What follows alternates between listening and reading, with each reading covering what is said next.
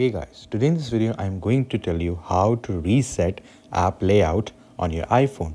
So when you actually reset the app layout, the new layout becomes as, at that time when you just bought the iPhone, if you remember that, and you turn it on for the first time, after turning it on, how the layout was, it will just become like that.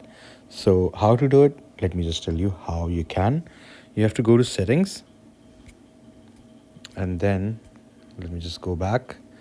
You have to go here to general, and then you have to go here to transfer and reset iPhone. So when you do that, you have to click on reset, and then you have to click here on reset home screen and layout. And once when you do that, you can click here again, and you can just reset the home screen layout.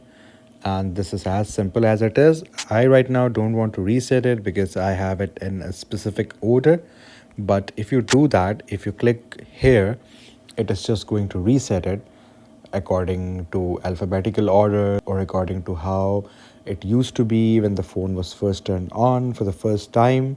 So that's how easy it is. I hope this video was informative. Please do like the video and subscribe the channel to see more content like this. I'll see you in the next one.